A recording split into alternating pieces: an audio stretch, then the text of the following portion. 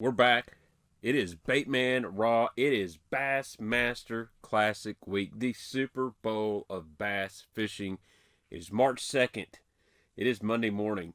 So when you hear this podcast, this episode of Baitman Raw is being uploaded the same day that I'm recording this. And man, I'm excited.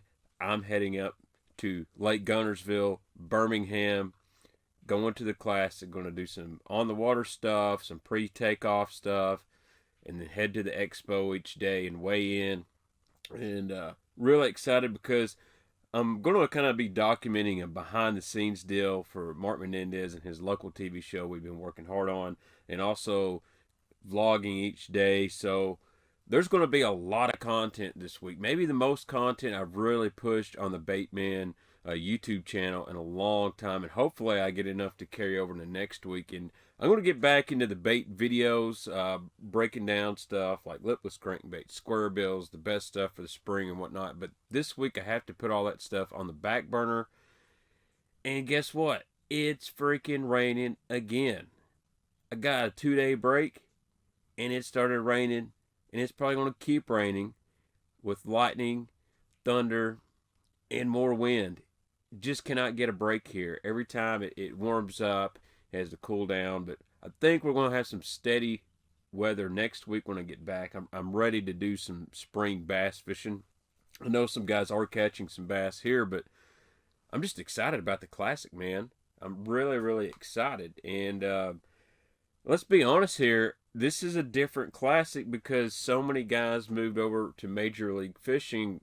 But something I want to stress to you guys is there's going to be a new Classic winner.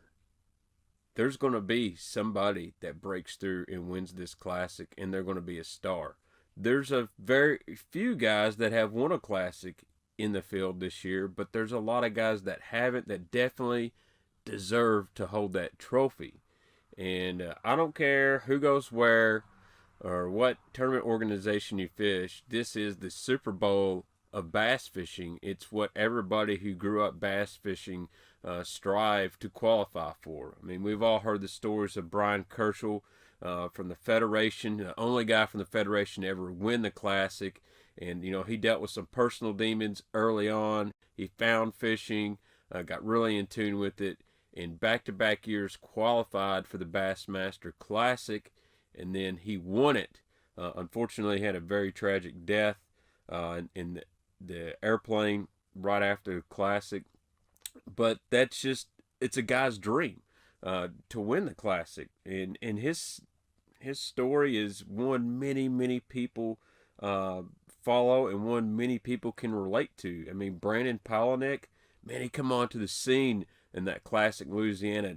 That also put the square bill crankbait on the national stage too. Even though Kevin Van Dam won that tournament, a lot of people looked at Palaniuk and said, man, this dude's got it. Great personality, great attitude, and can catch fish. And we've seen what he can do on the late series. And, you know, he jumped over to Major League Fishing, then he come back. And he even said, you know, fishing the Classic's one of the reasons he wanted to come back over there. And, you know, hats off. I think he'll be a Classic qualifier next year. A little slow start this year, but just one tournament in. But let's talk about Lake Gunnersville just a bit. It's a Tennessee River lake. And it may be the most iconic Tennessee River lake out there just because it's been so consistent for so long. It's always put out big bags of fish. It doesn't necessarily mean it's been the best lake on the Tennessee River system. Right now, I would say Chickamauga is probably a little bit higher up just because of the size bass are being caught.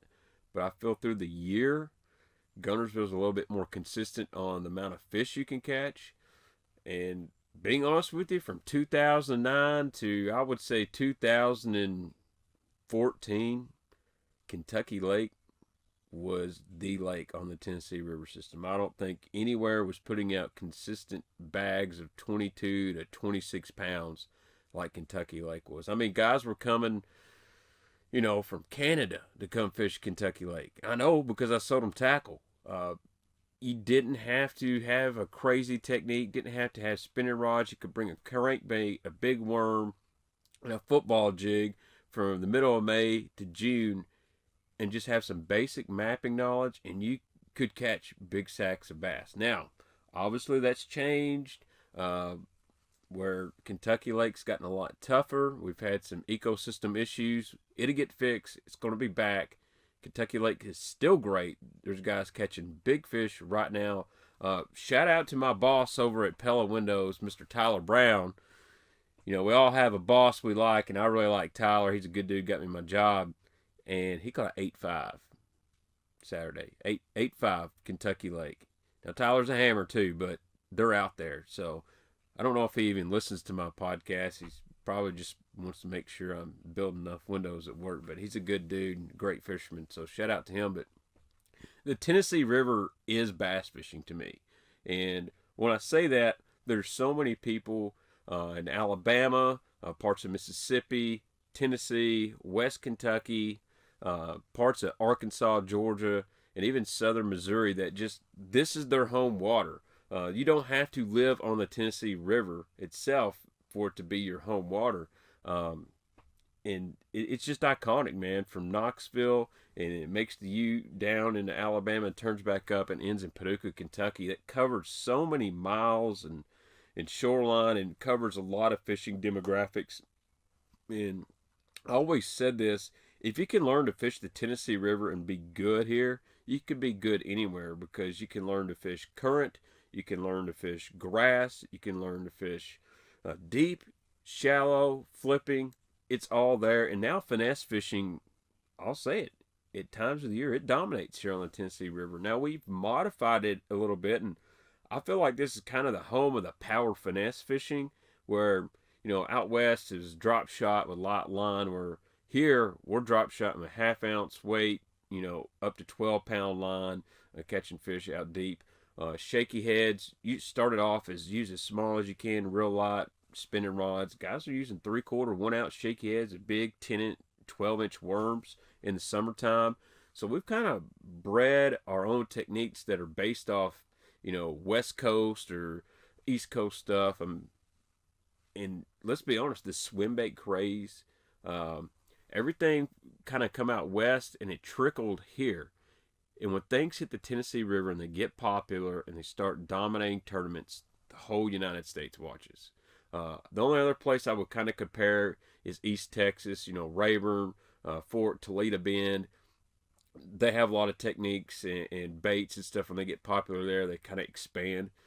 But I really feel like when stuff hits the Tennessee River and guys are winning big, and man, this is a new bait from X and X company that everybody is looking, because I feel it just got the highest density of solid tournament bass fishermen there is. But back to what I was saying on the swim bait, you know, the Bass Tricks was obviously a California deal, and it slowly worked its way east. You know, guys were fishing them in Havasu and places around Vegas, and then it kind of hit in Texas. You know, 316 Lure Company started up with the mission fish and everything, and then some guys really started catching them here on the Tennessee River, and this was way before Skeet Reese did his deal at Guntersville. And so local shops, they would start picking them up, but it never really just took off. And I remember buying some Bass Tricks. I started catching fish on it, and it was kind of one of those things I didn't really want to let out of the bag. And I was too young. I was only like 19, 20 years old when this was going on. I hadn't quite figured the bait out. And then you had the Berkeley Hollow Belly come out, but it wasn't that big of a deal. And then all of a sudden, Skeet wins, and I believe that was 2015 there at Guntersville. It might have been 2014. But this thing blows up huge. 7-inch Bass Tricks. Everywhere's got to find a Bass Tricks. People were putting them on the internet, you know, $15, $20 a pack, and you couldn't find them. And everybody on the Tennessee River was throwing them. And there was guys that had been using them for a couple years that were just pissed off. Like, man, this really, you know, puts a wrench in my plans. I've been using these for a long time. Of course, everybody knows about them, but they didn't realize how good the swim bait thing was. And so many companies now are making a swim bait because of that. I'm not saying they're all making a Bass Tricks, because there's not a lot of companies that make a very good hollow belly. And unfortunately, Bass Tricks is, they're done. Bruce isn't pouring any more swim baits, so if you got some, hold on to them. If you can grab some, I recommend getting them. The last few batches were a little inconsistent. I know they had some quality issues there. And if you can't find any Bass Tricks, I really do recommend the Berkeley Power Bait Hollow Belly. The new one's actually pretty dang good. Or just do like me, abandon ship if you have to, and go with that Scottsboro tackle, that 5-inch. It's kind of a hybrid between a hollow belly and a split belly. I really like that swim bait. Don't have any swimming issues with that. So that being said, speaking of baits, we got a Tennessee River bait right here that's been popular for many years, and that's Netbait. Um, Justin Sward's going to join us here on this episode of Baitman Raw, and I'm a big fan of Netbait.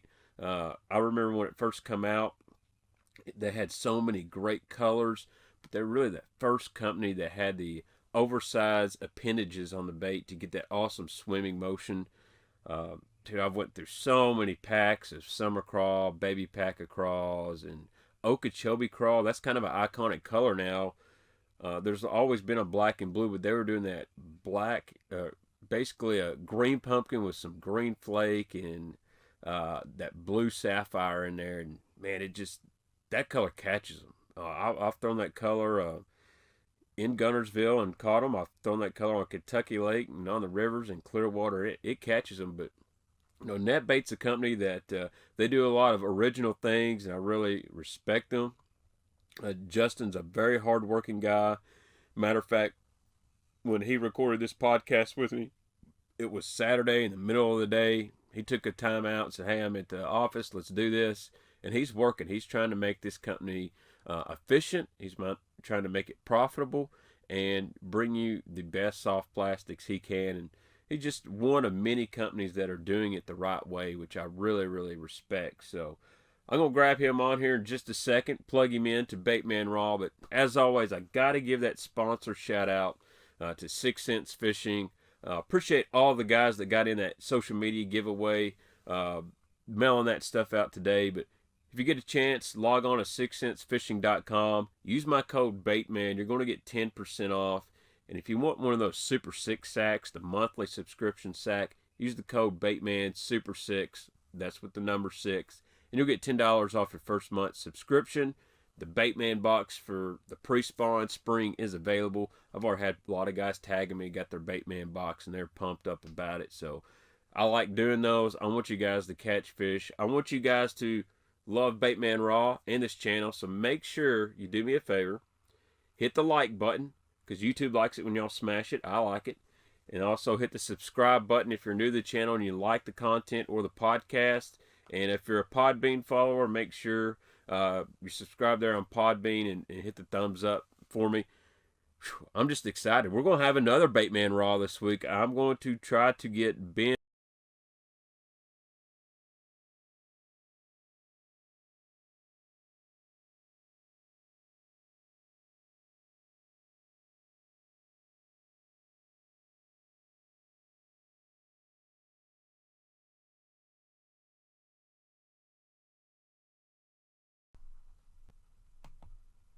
A good friend of mine that I've known for quite a while. He is in the bait industry, and he's in charge of what I feel is one of the most influential brands in the last 2 decades. All his baits come in a yellow package now. Now they're yellow and black, and that's Netbait. His name is Justin Sward. Justin Sward, welcome to Baitman Raw. Thanks, Kevin, man. I've been looking forward to this. I've been watching all of them you posted and hearing a lot of great guests, and I'm proud to be one of them. Yeah, I've seen you jump on my YouTube live streams and stuff, and it makes me feel pretty humble when guys like yourself join in to watch. And dude, I got boxes of net baits. I was just at my dad's house. I filmed a little video of his old school tackle, and these are just pack of chunks, a pack of crawls everywhere, and T-Max and finesse worms. I was always loaded down with net bait, and I still got it. So tell me a little bit about the story of you're not the original owner of Netbait. You bought it several years ago, and kind of tell us kind of how that all came about. Yeah, so and just to add to that, so I'm nothing more than a bait junkie when it comes to it, man. So I don't have the collection you have, but I love hearing people talk about baits and all that. So I'm always lurking and listening about stuff that's out there, and you do a great job of bringing that stuff to everybody's attention. But yeah, so Netbait has been around a while. So Netbait kind of started as a your typical American dream type deal. There was a guy by the name of Braxton McNaughton that started injecting baits really just for fun on the side. And the typical story of, he got started and continued to do better and get better. And he actually got fairly large where he was doing a lot of manufacturing for other brands, really all over the world. He got really big with slider when slider worms were a really big deal years and years ago. And it's a neat story. It's a neat story because he essentially built all his machines. So he learned how injection stuff worked. He's about as mechanically inclined as someone you'll ever meet. That's not a engineered, a degreed engineer, and it's really neat. I've learned so much from him over the last few years, and so he just got bigger and bigger, and learned a lot more about it. And then at some point, his son Kent McNaughton wanted to get involved with it, and so they started designing some baits and doing this stuff, and then Kent came up with the company Netbait and the brand and the name and the packaging and all of that stuff, and they really just kind of both of them on the side, we're doing on the side, and then everybody knows the Pocket series, the Chunks and the Craws hit, and it was just one of those huge deals that it was, and somebody will try to prove me wrong, but it was one of the, if not the very first swimming crawl that was designed for the swimming action. And I can't think of any other swimming crawl before that. And for, I'm going to say a year or two, it was like the only one. And I think he kind of went pocket crawl, and then actually the chigger crawl came out. And then it was the rage crawl. And now you got people knocking off rage crawls that are knocking off packet crawls. It's just crazy. Yeah, it was really just super popular. And I can remember when I was younger and the first one I ever saw, and it was really killer action. And they just kind of were still doing it on the side, and it went crazy, and they've told me stories where they were running machines all night. Mr. Braxton would work all day, and Kent would work all day as a school teacher. They would be running machines all night, sleeping on the floor of the shop, getting them packaged, trying to keep up. And just that hard work, just right there in Central Alabama. And they designed it all, built it all the colors. A huge portion of the colors that are out there now were created right there in that warehouse. And they specialized. What Braxton was always adamant about is perfect lamination. So it is, if you get Alabama crawl, your bait is perfectly laminated. Everyone in the pack, top is green pumpkin, bottom is orange. And you knew what you could expect when you bought those products from them. And, that's what put them on the map. And, my wife and I just decided to move one day. We've been married a few years and had no kids. And I had a buddy of mine, a lot of people know him, Shannon Denson in Jackson, Mississippi. I know old Shannon. Good dude right there. Really good guy. And it's a funny story because Shannon and I just met through fishing. We didn't have any prior connections and really didn't have any mutual friends at the time. And he was fishing a lot of the Bass Opens and things. And just online one day we met, and I was starting to get into the co-angler side of things and doing a little fishing. And the first time I ever met Shannon Denson, I was carrying my suitcase in his front door. If that doesn't tell you how good of a guy he is.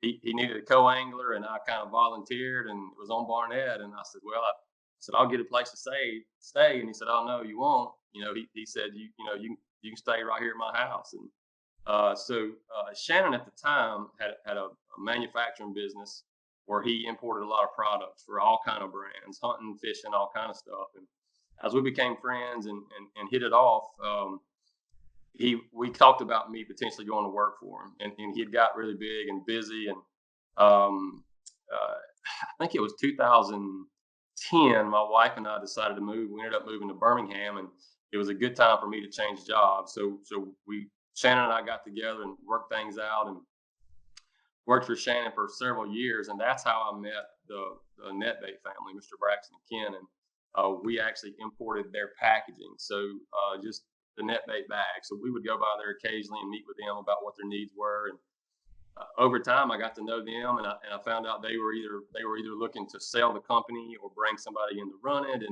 And just over about a year and a half, one thing led to another. And it's not typically my personality to step out there and just put it all on the line and work for myself. I always had the mentality I wanted to do that, but I was always too reserved to do it. And finally, I just talked to my wife, and I said, I just feel strongly of this is something I want to do. And So we finally worked out a deal, and I purchased it and took over in January of 2014. So I've been running it, every day since then. About as hard as I can go. A lot of really, really long hours, and people don't want to hear that, but you really can't imagine. I essentially, we lived in Birmingham, and the company's in Greenville, Alabama. Well, I bought a camper, moved it down to the shop down there. So I lived in a camper for 4.5 years, I guess, out behind their shop, and they were great to me, and that the Minogue family, and they helped me do a lot of things and learn the process. And it's actually two companies. So there's a manufacturing company, and then there's Netbait. And I actually, Mr. Braxton kind of took me under his wing and taught me a lot about injection and how it works and the process. And that's just priceless to me for some of the stuff we have going on now, to understand how it all works. And he really taught me a lot. I ran a lot of the machines for him, kind of really not for any amount of pay, but just for the knowledge and experience, and the deal with him taking me under his wing and showing me a lot of stuff. And not a lot of folks get that opportunity, so I was grateful for that. But we did a lot of work, and so we're rolling on with it now. Well, Justin, it really seems like you've done a really good job with Netbait, and just to reiterate on some of the stuff you were talking about, back when I remember Netbait really coming to the scene was around 2000 and what is about 2006, maybe a little bit before that. I think about 2004. Yeah, that's right. 2004. There's a Lake Series event on Kentucky Lake. I was working for Ronnie Critchlow at the cabin when it was actually a cabin. He was one of the biggest net bait dealers in the country, especially in the South, but he just had more than anybody on Kentucky Lake. These Elite Series guys were coming in, and they were just they're flooding to the net bait. And I remember Jason Quinn coming in, and I'd met Jason before, just briefly at the Classic. Didn't really know him as much as I do now. After I got to work with him on TV, we became really good friends. But I always remember Jason coming in. He walked right over to the Flippin' Blue baby pack of chunks and just scraped the whole thing. Come up to me and goes, "Do you have any more in the back?" And I said, "Well, I got some in these boxes up here." And he said, "How many's in one of those boxes?" I said, "I don't know, probably between a dozen, 24. And he said, "I'll take all of them."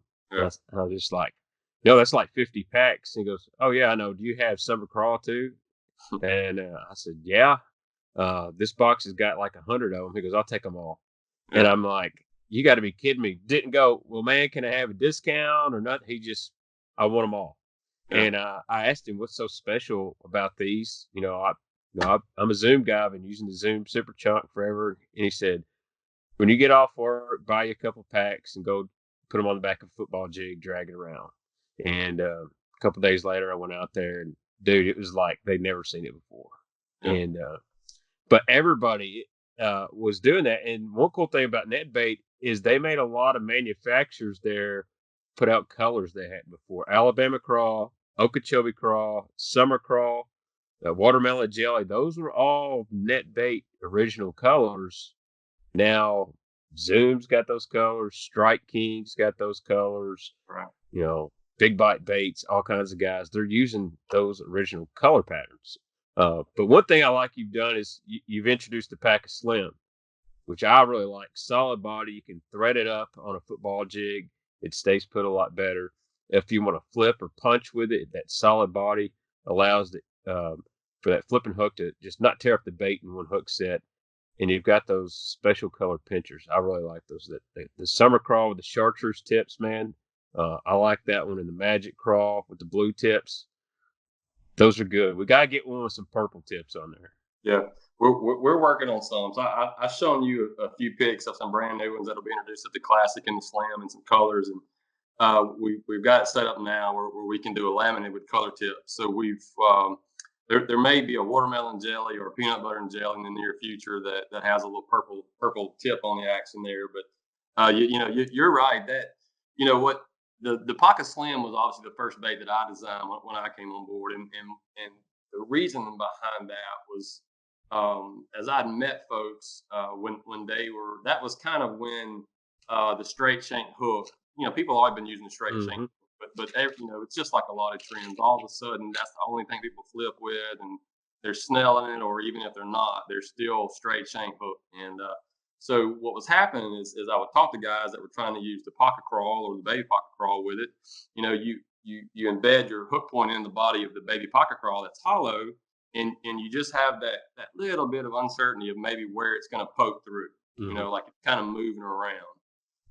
And then there's not a solid amount of plastic to keep your barb, keep it from backing out. So we talked to some guys about it, and we come up with a design. We wanted to stay within the pocket series of baits, but we wanted to do a solid body. And we did a little bit of work on what sizes and how big the core needed to be and things for that specific technique of really flipping, pitching, and that. And we got it in some great colors. We've had a little bit of, just cosmetic look to it. But at the end of the day, that bait was designed to carry a big flipping hook and give you the same action as the baby pocket crawl and pocket crawl in chunks. That big, overwhelming swimming action. Mm-hmm. A lot of folks use it as a jig trailer too. I'm still a baby pocket crawl guy on the jig trailer, and if people ever start using that baby pocket crawl and they get a standard jig that they are stuck on, the reason I love the baby pocket crawl as a jig trailer is because it is hollow. Mm-hmm. So that whole having to thread it straight goes out the window. You poke a hole right in the end of it, and you find out based on the type of jig you're using and the length of the hook, you find your perfect spot where it pokes out, and it's perfectly straight. There's no threading it on. There's no getting that little crook neck in there when you're threading a solid trailer on. But the slams have become really popular. People they're still starting to see it now. And these the 3 colors that'll be at the Classic next week will be really sharp. These will look even a little more natural because we've kind of dulled down the tips a little bit to where it's more of a natural look and not a real bright orange or real bright chartreuse. So I think these will be really popular. But the slam in the 3.5-inch size is the one a lot of folks are using, but not wanting to talk a whole lot about. It's when the bite gets tough. Everybody knows there's so much water, people on the water and pressure these days. That little 3.5-inch size will really catch them. Yeah, I always like the tiny packet crawl for like little finesse jigs, compact flipping jigs. I think that one gets overlooked quite a bit. It's a really good one. I used to use that pretty exclusively. And I tell you another bait, if guys aren't listening, they make more than pocket series baits. They have a good beaver style bait. Got a brand new flipping punching bait called the Dagger. I believe I saw a little bit of that on Major League Fishing a few weeks ago. And we've and just to be fully transparent, so what that bait is Netbait had a bait years ago called the Mac Daddy Crawl. And I remember that. What that bait is. So what we've done is we've made some very slight changes to the formula of the product. And we're adding these all new colors. So we've got some brand new colors to Netbait, and then some new colors that was never in. We obviously are rebranding this to get the attention and grow that as the Dagger. We were getting ready to reintroduce it, and we realized somebody's coming out with a new bait this year that is called the Mac Daddy Crawl. So we wanted to steer clear of that, and that's what we did with the Dagger. So it is a fantastic. This bait was actually discontinued before I even purchased Netbait. And I went down and we were digging through some stuff and looking at some molds, and I found a pack of them. And I don't even know how long it had been discontinued before I got there. But man, I fell in love with the look and the profile immediately. And I knew if we could ever get it in the right people's hands to build that confidence and build a following, that it would be great. And to me, it's the same profile of obviously a beaver or a creature style bait, and it's perfect. It was designed around just being on the edge of big enough that your hook won't poke through, but small enough that there is literally when you get a bite, you're getting as much hook bite as possible. Right. That's what it's. The core is just big enough that the hook barb goes all the way in where it won't back out, and then your hook point is sitting right there on the edge, ready to go.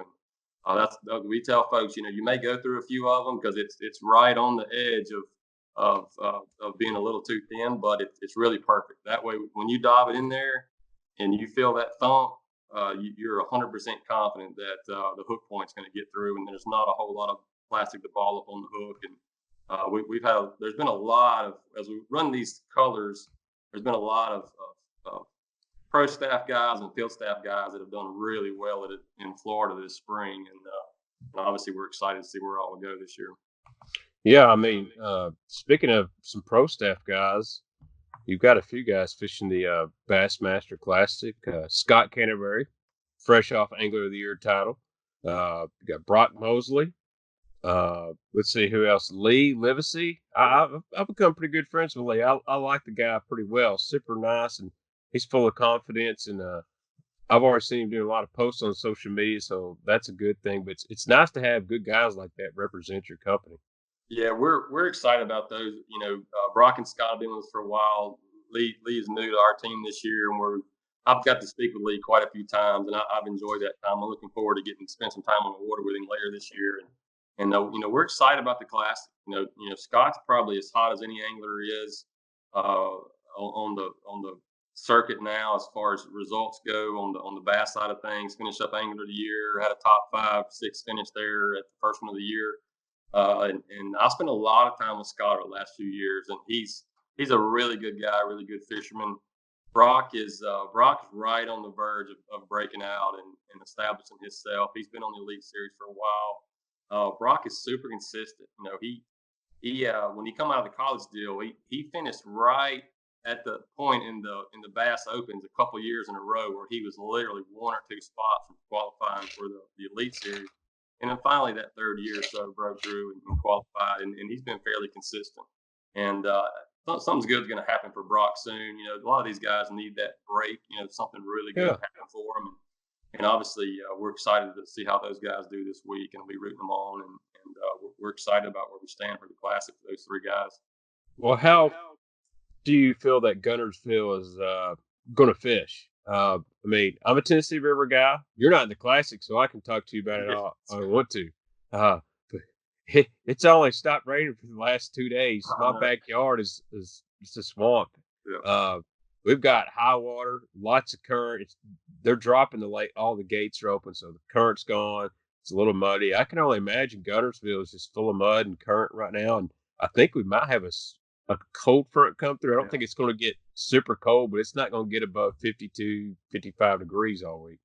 Looks like it's supposed to rain for most of practice, I think, starting tomorrow, and then kind of the front starting Thursday or Friday right there around the first day of the tournament. So, I love Guntersville. It is my absolute favorite place. When my wife and I moved to Guntersville, to Birmingham, back in 2010, they have that choo-choo division of the BFL that was all from Guntersville.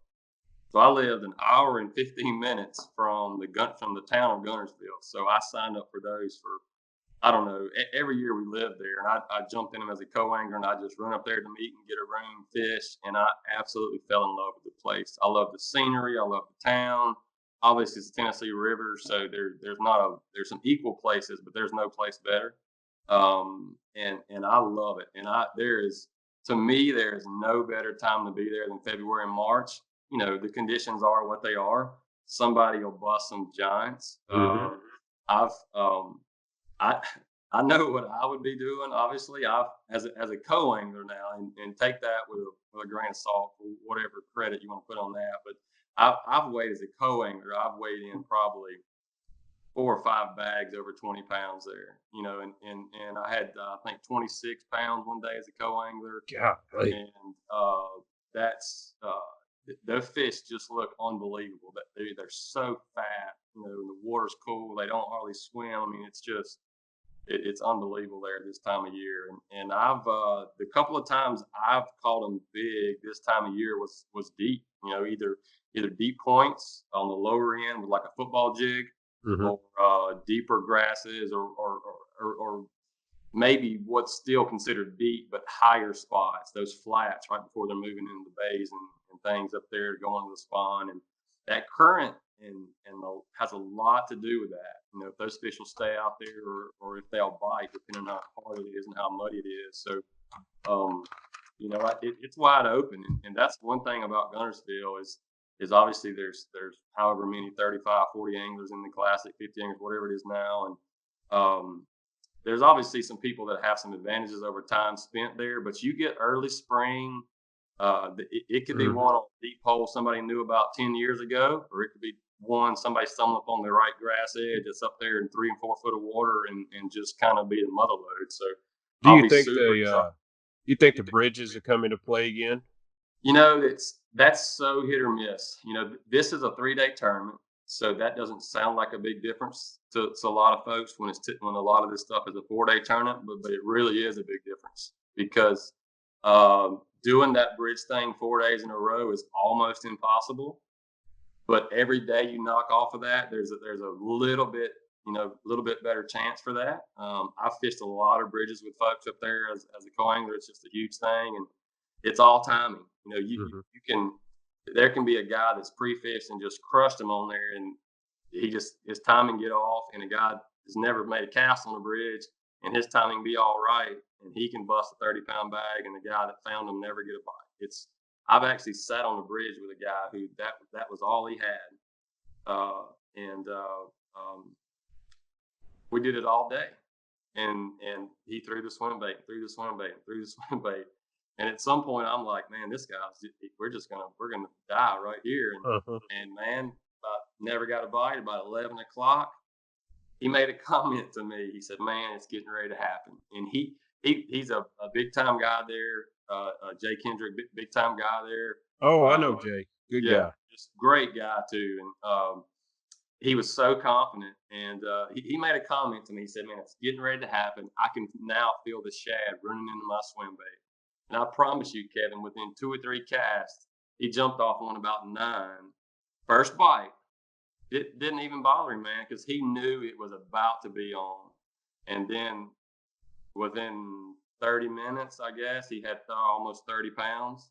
But he knew, but he was sitting there until they were going to bite. Mm-hmm. And he knew the minute it was getting ready to turn on. That was one of the coolest days I've ever had in the boat. I never caught a fish. I never had a bite, but I learned a lot, and I enjoyed the day with Jay. He took a little bit of heat on some nonsense pictures about me zeroing, which was absolutely absurd because as a co-angler, you got to know your spot when that's the technique. So there was absolutely no sweat at all on my end of that, but he crushed them. And it was cool to see those fish live on those bridges, but they turn on and off. And there's a window, and you can zero by missing those windows, or you can hit some home runs if you get them dialed in right. It's funny you mentioned Jay Kendrick because I guess about 4 years ago he did really good in FLW tournament up there. There's a lot of video of him fishing that Scottsboro swim bait or a bass tricks. I think he alternated between both of them, and he was hammering them on a bridge. And the next year, come back and he started leading the tournament, doing the same thing with the kid that was netting those fish. Is a good friend of mine from around here named Logan Thomas, and he told me, super nice guy, same story, kind of sat around the same area, and he said when they bite, get the net, it's going to happen really, really quick. He said, I'm going to get my biggest 5, and I think I'll have about 26, 27 pounds. I think he may even had more than that. And he said, and then I'm going to put the butt end of the boat where I'm protecting the spot. You can make you 4 or 5 casts in there when they're biting and get you your whatever. And Logan was like, well, I thought, well, I've heard that before. He said, as soon as he got his 5 or 6 cold once, he said, all right, dude, cast that way, reel this speed, and hang on. He said, dude, I caught 3 good ones. And I said, that's all I need, man. Sure. Go fishing. He said, he just went looking and said, I'm pretty much going to try to milk this same place for 2 days. But I've met Jay. He's a super nice guy. And he's told me a lot about that swim bait deal. Well, that's actually the tournament that I fished with him, but I had him the last day of that tournament.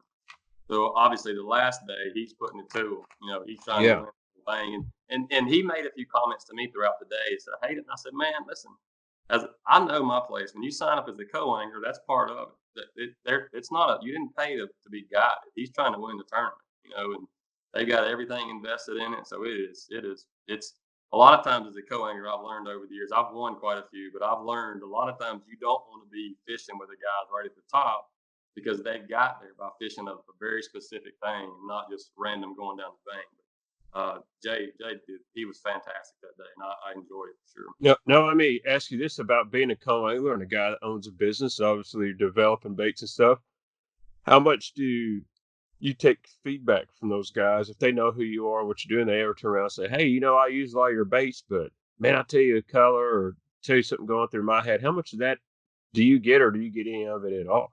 Yeah, I mean, I never bring it up, because I wanted it just to be two buddies going fishing. That's the way I always looked at the co-angler stuff. I knew my place. I did it for a reason. I did it because it was a way to force myself to get out on the lake. If I signed up and paid my deposit, I knew I was going to go fishing, and I couldn't back out, which is easy to do whenever you're busy and working. But people would ask, before long, people would ask kind of what you do. That's just kind of general boater co-angler terms when you meet somebody new, and it would come up, and we would talk. Most everybody knew of Netbait, and you gotta take all of that into consideration. But when you're running the business, there's also business decisions behind a lot of it. That is, people don't understand the batches that you make. You can't do short runs of stuff. It's not custom stuff. It's much bigger than what a lot of people understand when it comes to the manufacturing side and how the machines are set up and stuff. So um, I've learned a lot from guys, and we have created some colors off of what some people thought, but a lot of times you got to be able to justify it as a color nationally, and not so much, Right. hey man, I live on Kentucky Lake and you got to have this one. But you also have to understand the region. The Tennessee River is a big enough region that you can specialize stuff in. Correct. The state of Florida is a big enough area you can specialize stuff in. But if there's a guy that says, well, my home lake is this and this is the only color they eat, well, you can't sell a couple thousand packs. That's a standard run, and it's hard to do. But I've been able to spend a lot of time with guys, and what I've always enjoyed on the co-angler side is you see how many different options and ways there are to catch them. Because typically it's a couple days, you get to draw out with a couple different guys, but you're all in the same body of water, the same weekend or same week, and one day you're fishing with a guy and you're fishing top water, the next day you're fishing with a guy in 30 foot, all on the same lake, same weekend, and just how many ways there are to catch a bass different times of the year. And that's put a lot of context into fishing to me. And I'm just a really simple guy. It's a couple green pumpkins, Alabama crawl, red bug, June bug in Florida.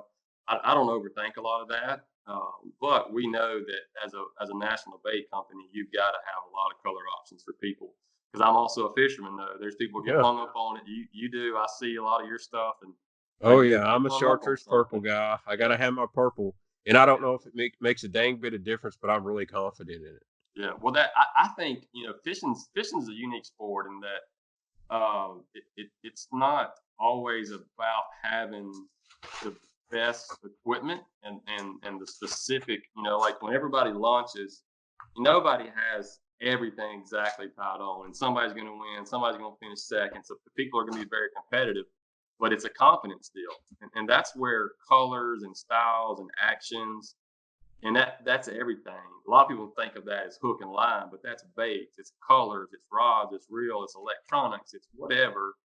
If you leave the ramp and you're not confident in your equipment, so if you're questioning anything else and you're not 100% focused on your pattern or your plan or whatever, then there's somebody already ahead of you, and you got to be confident in what you're doing. And I tell folks that a lot, where there's so many great options of products out there across all the categories, and it comes into play a lot with rods, because there's a lot of different rod brands out there, and obviously we work with Halo now and are part of the ownership with Halo, and we obviously push and promote those, and we know a lot about those. But I tell folks to find product that you have confidence in, and go with it, and just go Hmm. fishing and enjoy it. And then that's across all the categories. Obviously, we feel like we offer a great product at a great value in what we do, and but man, there's a lot of good options and stuff. And I'm friends with a lot of these other brands and companies, and people sometimes find that awkward. There's some that maybe we don't see eye to eye, or would have had disagreements, but for the most part, the industry is a fantastic industry with a lot of good people, and Yeah, we I all think have things in common. So I know I can be pretty down on the industry sometimes because you've known me for a long time. I'm not a big copycat guy.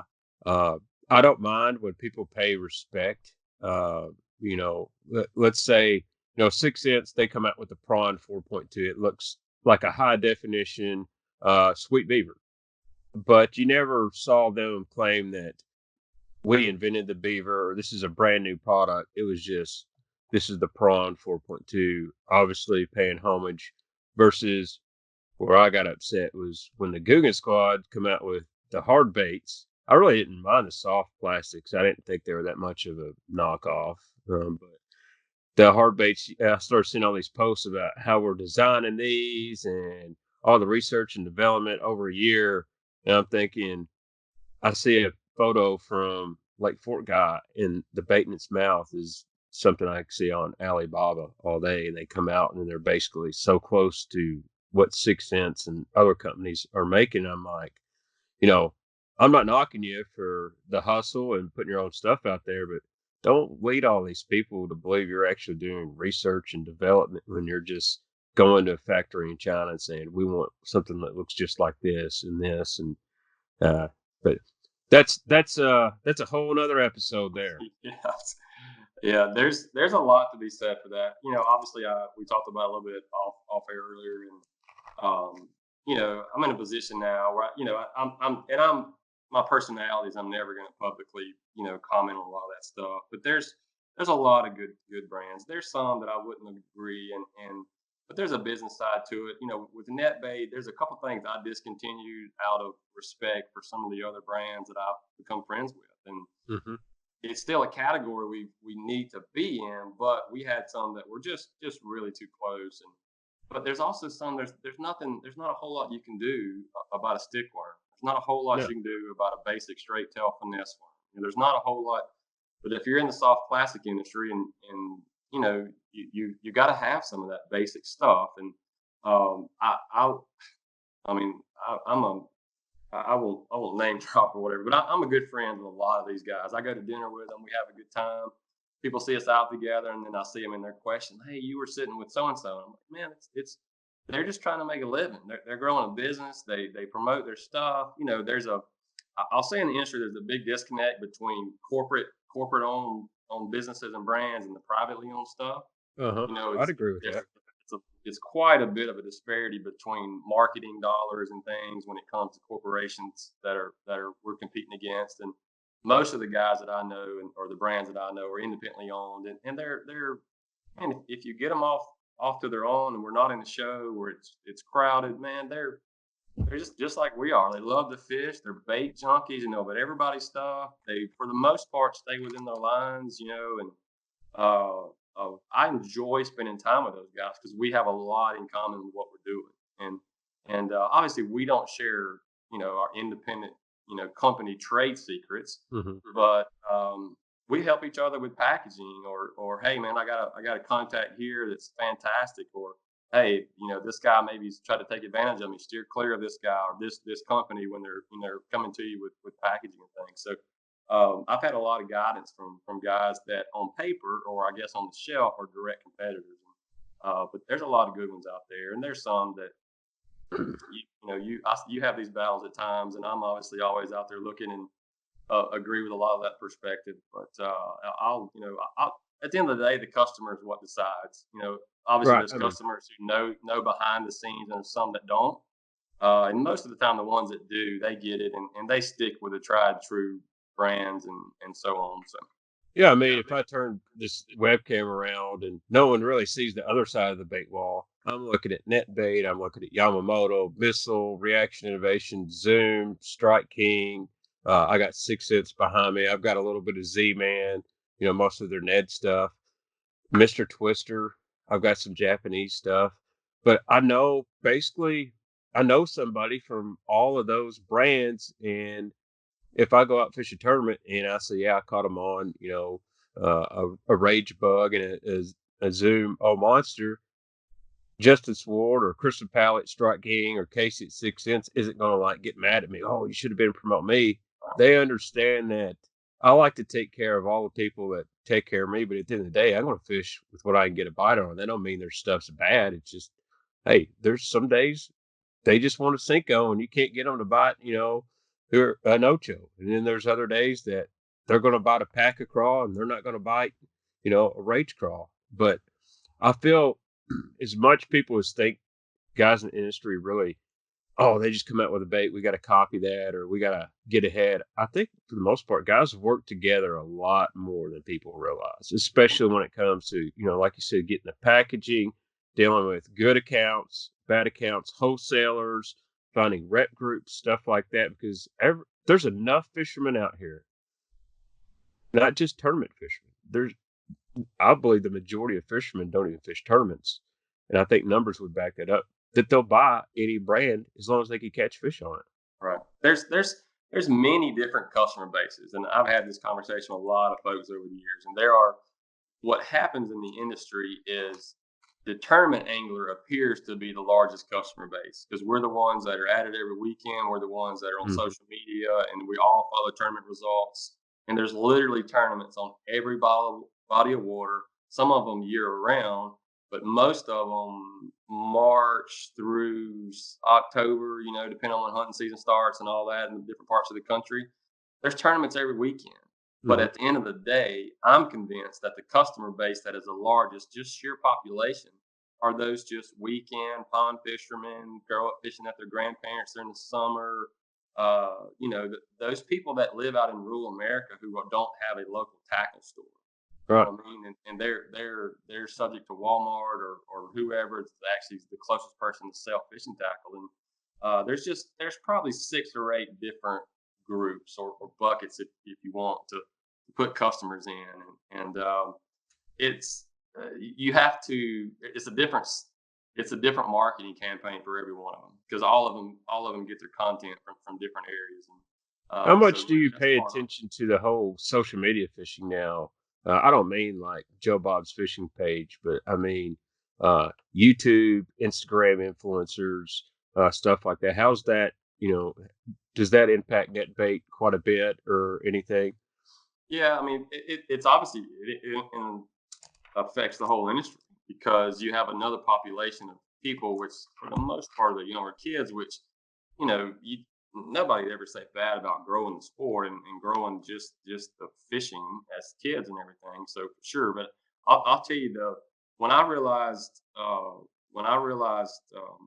that was going to go several years ago, I was in Greenville. I was still living in the camper. I was working in the shop, and one of the ladies there had a son who was probably he's probably 16 or so at the time, and he would come to the shop after school, and we'd be there working, and just a really good kid, really good family. But he'd come find me, and we'd talk about fishing, and he had a pond, so I'd give him some stuff, and he'd fish, and we then next week we talk about how it went. Well, he came back there one day and said, "Hey man, what do you think about this favorite rod?" And I was like, "What rod?" And I'm a junkie now. I told you I'm a bait brand junkie. So I'd never heard of them, absolutely never heard of them. And then he started showing me, "Hey, I'm gonna buy one of these," and I was like, "How's he gonna buy one?" And I've never even heard of it. Like that kind of caught me off guard. So he started showing me these YouTube, stuff. And at the time, I knew YouTube years ago. YouTube was big years ago for a bunch of nonsense, and then it faded away, and all this stuff came back. And now everybody has to have a YouTube channel, even brands and everything. But when Brian told me about the favorite stuff, and I was like, man, for this kid who lives in rural America where there's no tackle stores within 100 miles, Walmart is his only destination for like picking up stuff to fish the local pond and stuff, other than our shop where we supplied him. But I realized that's what was going to reach out to those people that were outside of. He didn't follow tournaments. He didn't, he wasn't following the high level guys' social media pages.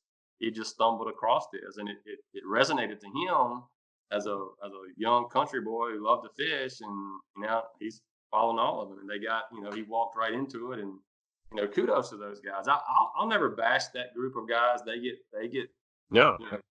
Whether or not I agree with their business practices and how they go about it, I'm never going to bash somebody who puts together a business model and tries to pursue it.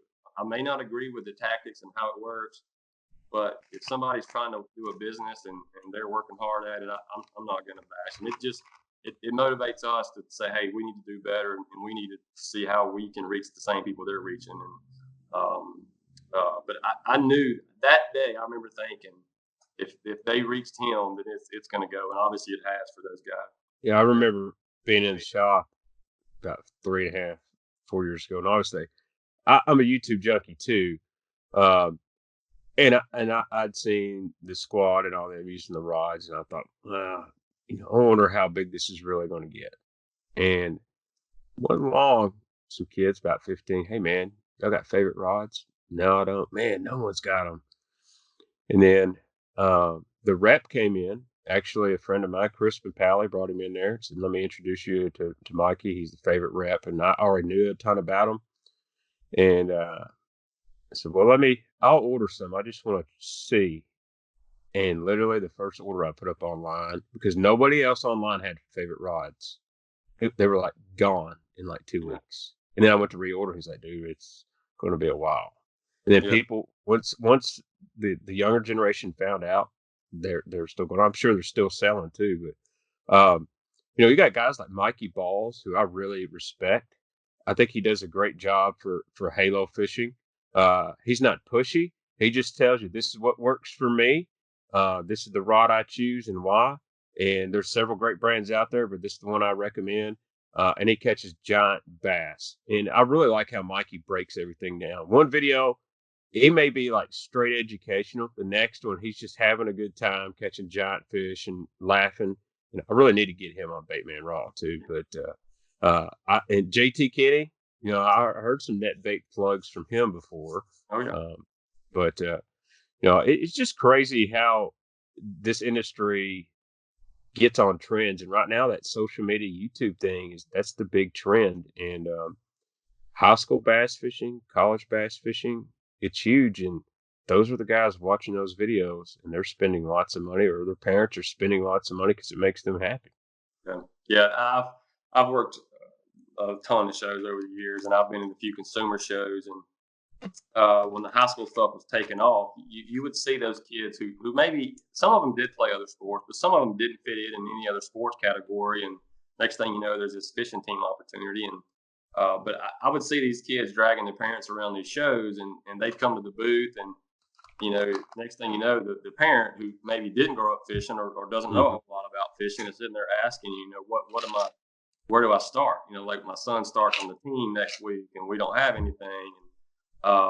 So those kids fell into that YouTube stuff, and that's just what was put in front of them. And at the end of the day, they got to start somewhere, and that's whatever you put in front of somebody, and especially if they're starting fresh, it's going to appeal to them, and a lot of that type of content, the super basic content, is good for people who are just learning, getting going.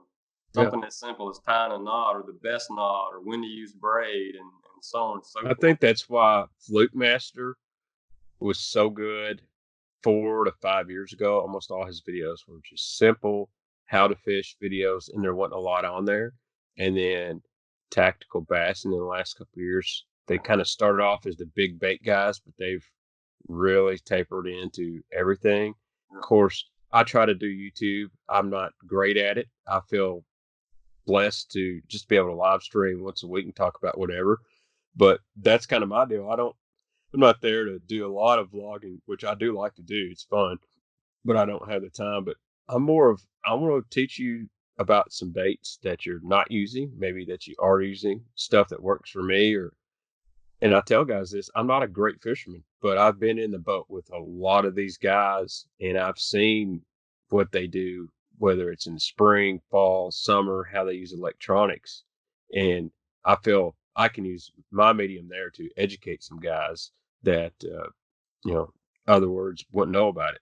And I'll be honest, when I was filming classic patterns, when you're in the boat with KVD with the camera and you get to edit stuff, it's pretty nice. I learned a lot of stuff just on that computer scrubbing through videos.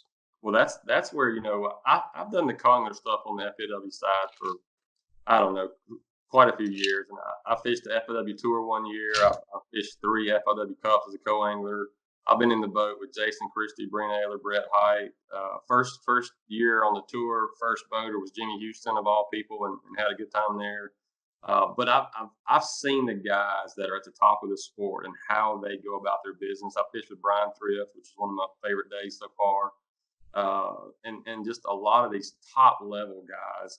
And when you know, they are who they are on the bank and when they're doing shows and things. But when you push off the ramp and you're out on the boat with them all day and it's just you fishing, you see how they really go about their business. And those guys have been super successful, and you can see the difference in the way they act and the things they do on the water and the way they read things. And they use the product that they have confidence in, and it's practical for what the current conditions are. And just the decision making. At the end of the day, decision making, all these guys have the technical skills of casting, and now everybody knows electronics. It's the decision makings and you know, flying by the seat of their pants and relying on experience, but making it current, you know, with what's going on that day they're on the water. I think that's what really separates those elite level guys from some of the guys that haven't made a breakthrough. Because obviously, if you're on the elite series, you're a dang good fisherman. Right. You know, you can't just go pay $50,000 and they let you on there. But I feel those top guys that are always there hunting around the top make good decisions 70-80% of the time. Because if they made them 100% of the time, they'd win every event. But you know, luck does play a little bit of factor there. But I think that's the biggest difference between a good local angler and an elite touring angler is that decision making process. And I am the world's worst. I've done it many times. I'll freaking lay on a swim bait all day. My partner will whip my tail on a crankbait.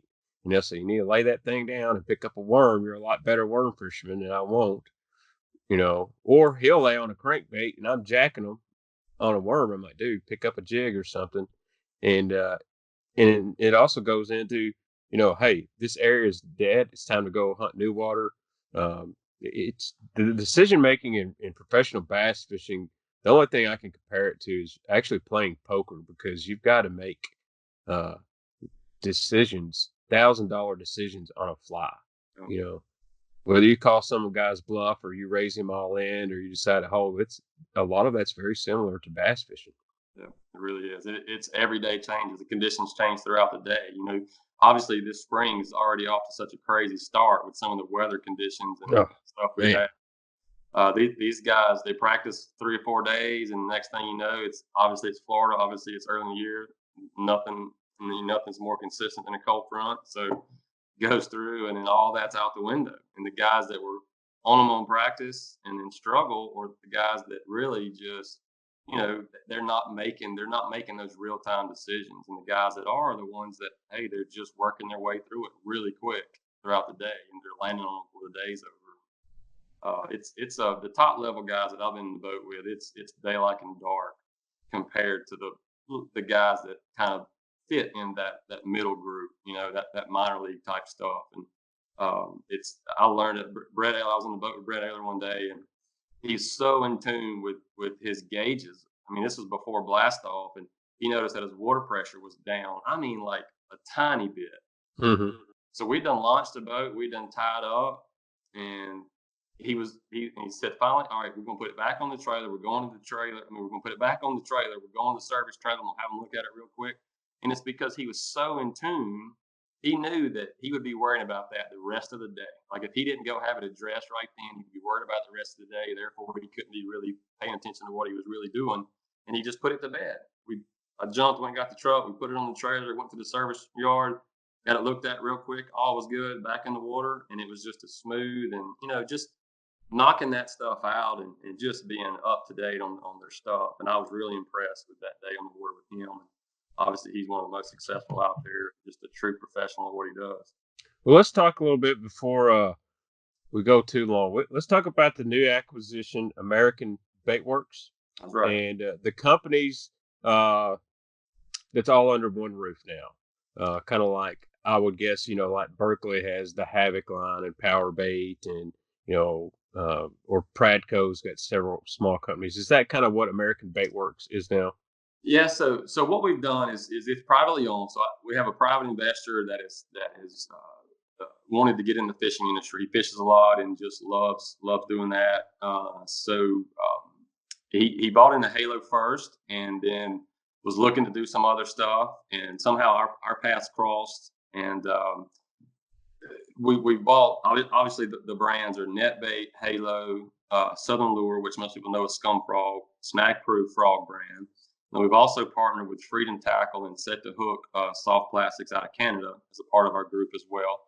Some of the companies American Baitworks own 100% of. Some of them were partnered with the brands, but we're operating as one. So we are doing a lot of cross promotion stuff, and we have brought all these people together, and we have a lot of great people now that have been in the industry for a while that are helping us grow the sales and the product development and things. But we run everything in the U.S. side out of here in Mississippi. We're building a brand new facility down here on the coast where I live.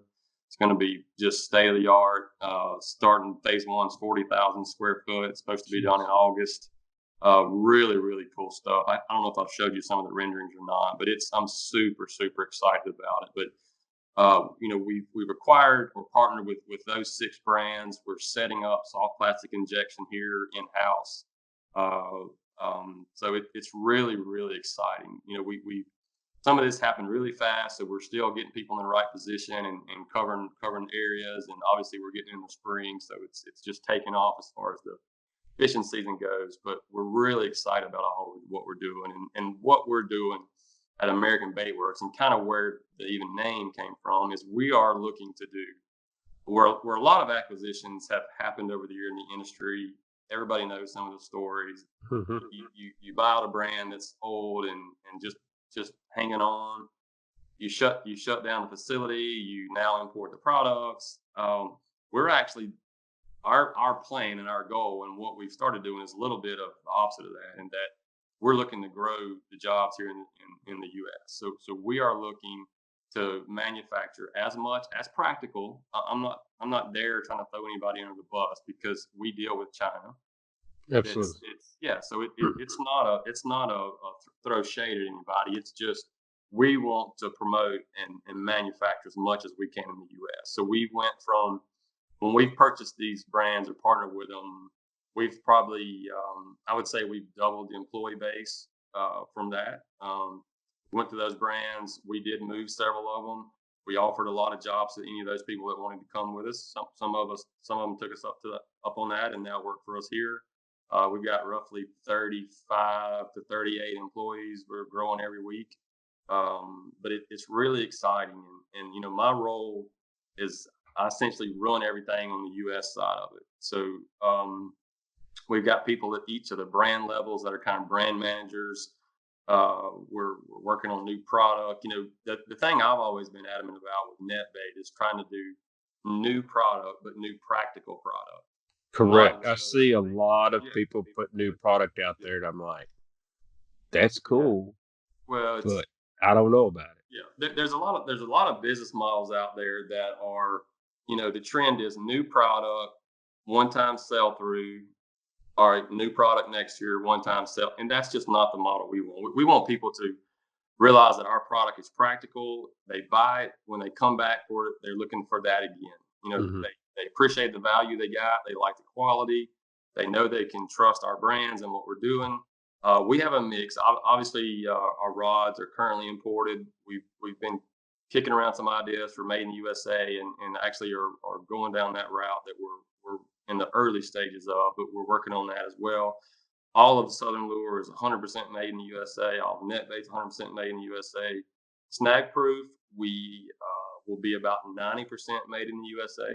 So we'll be importing the frog bodies, but they'll be completely blank. We'll paint them, assemble them, package them, everything here in the U.S. We've got a really cool new paint process we're working on.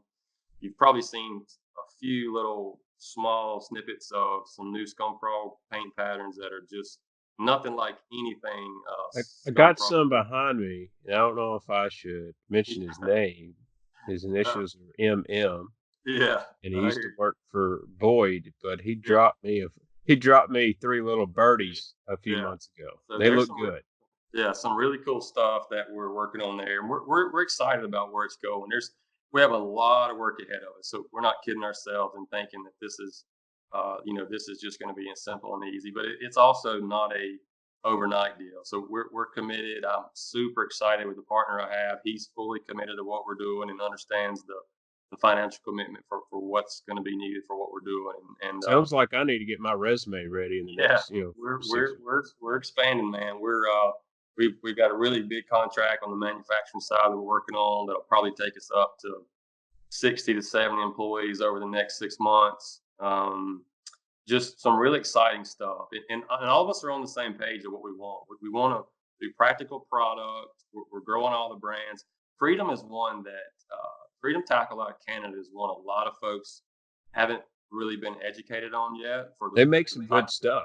They make some The only scenario we run into is people in the South have just kind of dismissed it without really seeing how they can apply it to how a lot of people fish in the South. Mhm. A lot of times they need to change the hook or make some real small adjustments. But when they see it, it's kind of like that aha moment. We're like, this really does fit into something that I need to be using. So they were the first interchangeable hook technology that came to the swing head stuff. Super, super good guys, super in-depth technical skills on how they create and develop product.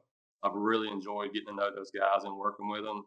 Nick and Mike Tambur are just fantastic guys. So, they're helping us out with some other stuff here. They're very technical guys when it comes to that. We're working on a full line of fixed head product that will be released under the Freedom name as well.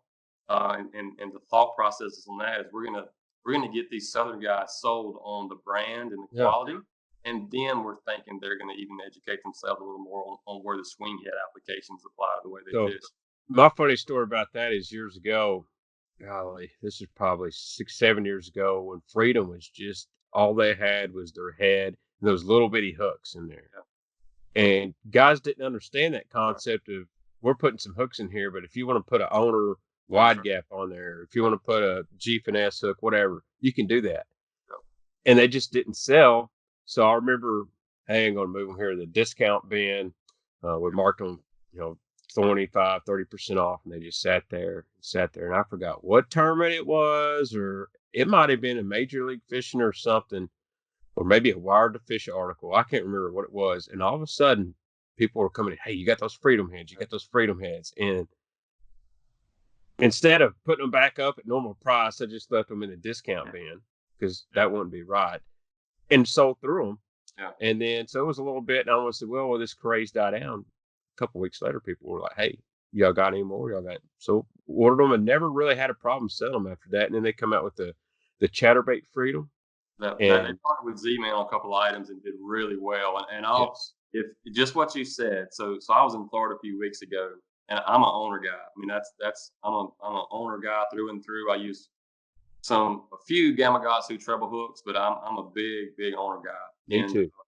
That jungle hook, that flipping jungle hook is just out of this world by owner. And you take that hook, you put it on that chatterbait you're talking about, and man, it is jam up. And it's when people find the niche for that stuff, and it's gonna kind of be like the old whopper plopper. That's what's gonna happen with some of this freedom stuff. It's gonna be over here for a while, or a few people know about it, and all of a sudden it hits a couple licks in some big tournaments, and it shows the value, and it's gonna take off. And we're gonna help that out a little bit by getting people sold on the quality that they can expect from the brand with that fixed head stuff.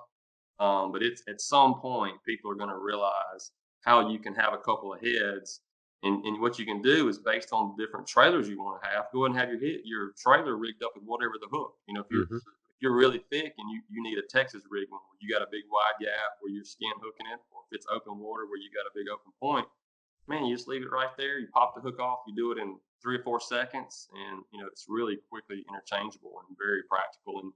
And especially the chatterbait products and even the swim bait heads, where you're getting full bait action by not having it directly wired to the lead or the zinc or whatever it is in that head. You're getting full action of the trailer.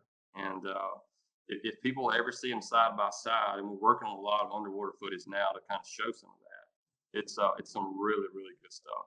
Oh, yeah. I tell you a bait, too, that I went to Gunnersville last fall, and Went with a buddy of mine. You might know who he is. His name's Blake Hall. I'm gonna give Blake a little plug here. He's got a great guide service. I had a fantastic trip. And I come down there. He said, "Don't buy any frogs. I got the one you need." I said, "All right." So, "Do you ever fish with the Bobby's Perfect frog?" And I'm like, "Nope, but they've sat on the store shelves and they don't sell." He goes, "You'll go buy some after today." I'm thinking, "Oh, okay." During the first 15 minutes, he'd had about 20 pounds in the boat. Yeah. And it was like a green pumpkin candy or something. He'd cut the legs almost completely off. But the hookup ratio on that was unreal. And these bass were choking it. So I'm doing my Baitman thing. I'm throwing a tackle frog with the rattle on the back and blade. And I actually had a couple blow ups. I didn't hook them. And I literally didn't catch a bass that day. But I watched Blake and another guy throw that thing. And I'm like, dude, this is the deal. And when it come into open water, it walked so easily. And I'm like, how come nobody's ever showed this to me before? Because everyone's in brain, you've got to throw a spro or a sexy frog, or you've got to throw a jackal and all that. And I'm not the world's best frog fisherman, but like I told Blake, I fish a frog different. I'm skipping it under trees, around boat docks, around laydowns. I'm not mat fishing. Yep. He's like, that perfect frog works really good in open water.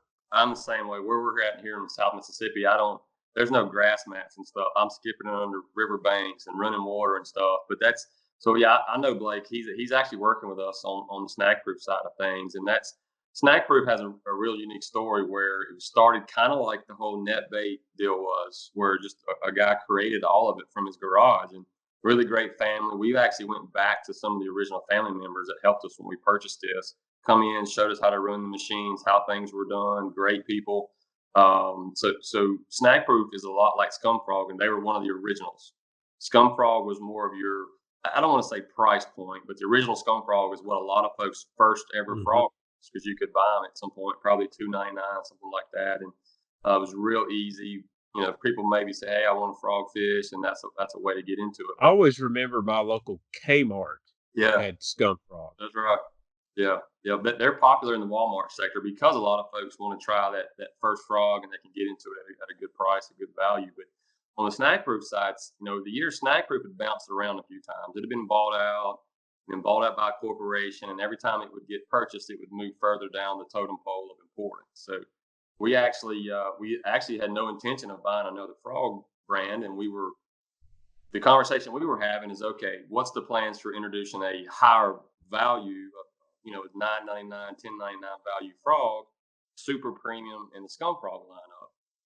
Well, it got brought to our attention that Snack Proof was potentially available, and right at the end of the year, I guess it would have been 2018, right at the end of the year, somehow we got connected and ended up doing the deal. So we flew out to California, is where it ended up, and it was in a warehouse where they were making medical device parts. So we walk in this building. It's in Silicon Valley is where it was at.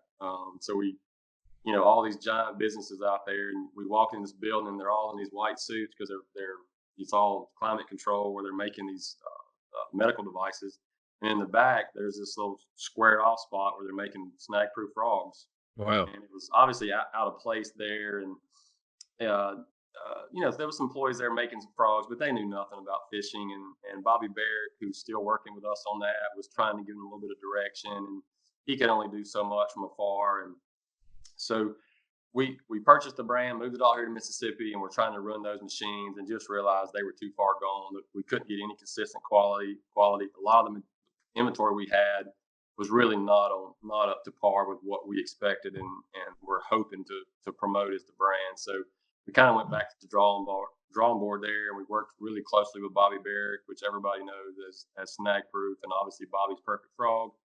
And so we've made a few slight changes that people, I feel like, will just absolutely love. So we're expecting to have all of that available June, July, sometime this year. We'll definitely have some finished products by ICAST.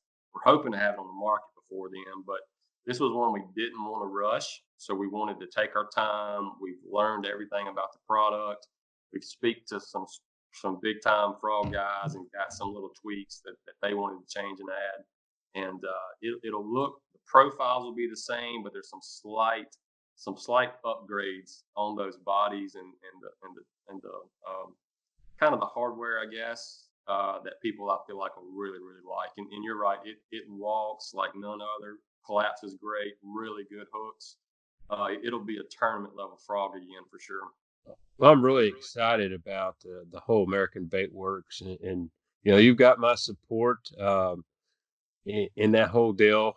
Um, I've always respected you from a business standpoint, and you're just a good person, man. Too many people say, I'll say, yeah, I like Justin over at Netbait, and they're like, dude, he's just a good guy and good person. And for the most part, most of the guys I'm associated with, Casey at Six Sense, I'm good friends with Mark Copley and Crispin at Strike King. They're just good people that like to fish, and I think it's important that companies like yours and these others, it's a lot of the employees and the guys making the decisions, they fish all the time.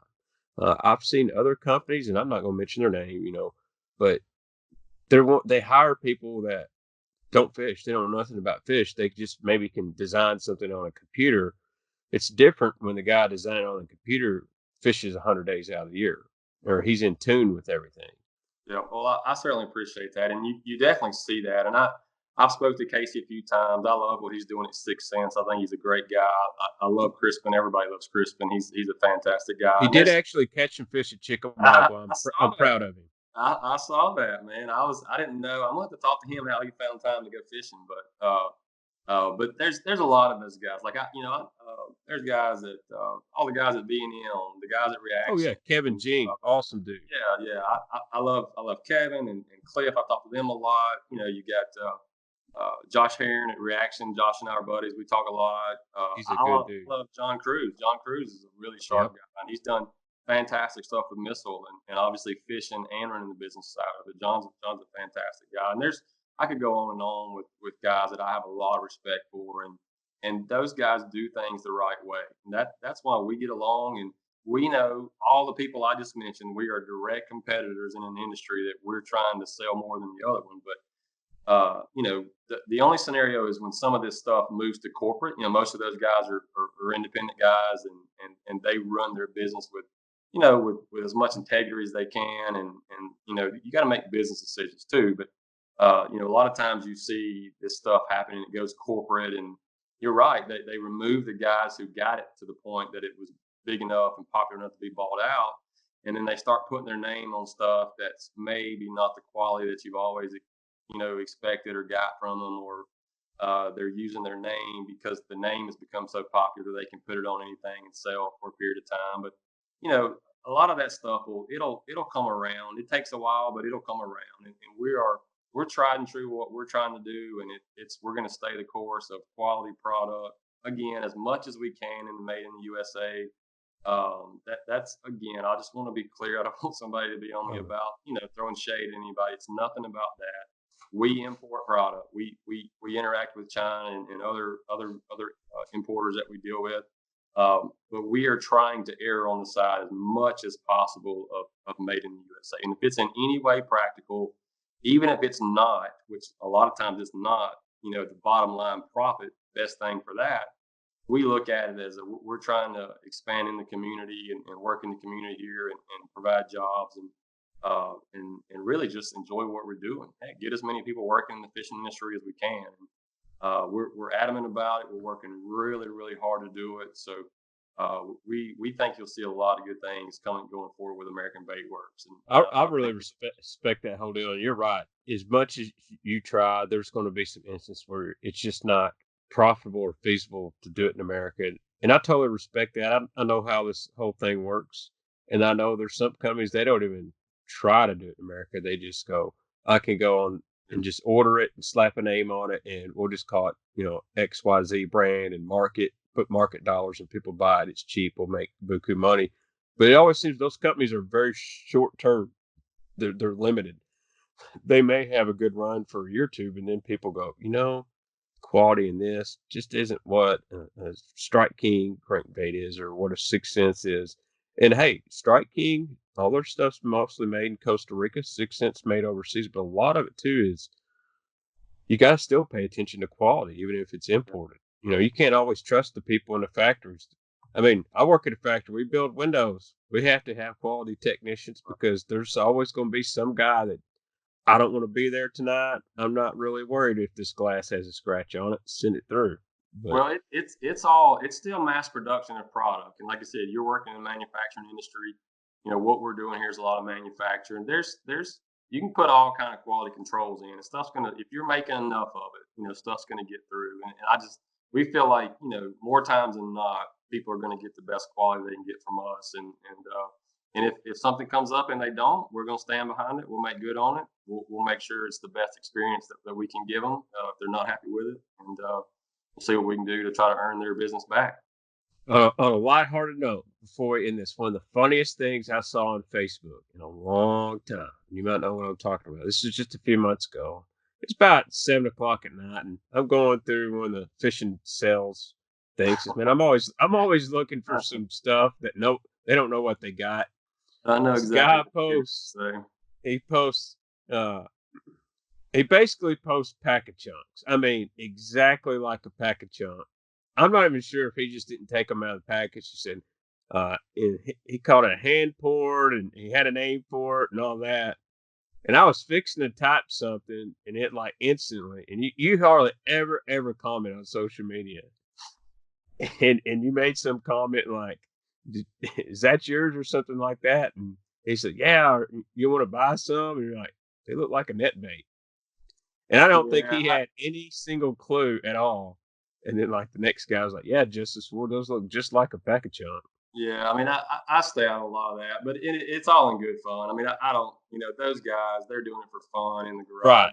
They're, You they're knew not, that guy wasn't going to be bagging and, them up and and put some kind of yeah, logo on. yeah, there's a lot of those guys that do really good work, and I comment good things like that's a killer color, and bait looks great, and I'm honest about it. And every once in a while, they'll catch me at a long day, and I'm just ribbing them. I don't mean anything. What I will tell you is you don't know. You may find a guy that's so good at pouring that you go, "Dude, this guy is killer. We need that guy running our machines and designing colors for us." Well, we've actually done that. So a lot of this frog stuff on the painting side. So a lot of this new frog stuff you'll see is a guy that we found that does killer. He's just an art guy, and I mean, unbelievable. He carves a lot of stuff and paints it. His name's Andrew Garner, and out of Florida. And if you ever look up his stuff on social Instagram, it is unbelievable the stuff he does. And he's actually designed a lot of these frog painting patterns. We've got some other products that are going to be painted in the future that he's working on now, and it looks killer. But the guy, I know the one you're talking about because you commented to me about it. But he made a comment about you want to buy a few, and I just kind of said I already have a few in the garage and left it at that. But yeah, it's every once in a while I'll I guess try to make a joke, I suppose. Yeah, it's okay to have a sense of humor. I know you have one. You're the guy. You just send it to my inbox, and that's as far as it goes. And I'll tell you what, I got to get back in there. I got the kids. Tennessee's playing basketball, and I'm probably going to jinx them because they are leading at the time. And they don't get to win very many anymore. But dude, I'm really glad you joined me here on Baitman Raw. Again, totally respect you. Love what you're doing. And I think it's cool. You told the behind the scenes story of Netbait, what's growing with American Baitworks. And man, I appreciate you coming on the show. Yeah, I appreciate you having me, man. Obviously, I enjoy what you do, and I followed it for years, and I enjoy the guests. And I'm a bait junkie, man. Obviously, I work in the industry, so people kind of take that for granted. But I love talking fishing and tackle and all that. And I certainly appreciate the opportunity. Oh, and one other thing, I do thank you for putting me in the Netbait catalog. Those hats, the Netbait black hats, are awesome. Sweet, man. Yeah, I joke with Casey at 6 Cents all the time. I said, "Dude, you got really good baits. But your hats are amazing. Yeah. If you got good hats and good baits, you're in good company there." He's got it going on with that hat selection, that's for sure. All right, Justin, I'm gonna jump off here, and I appreciate you coming on. All right, buddy. See you next week, right? Yep, I'll be there. Take care.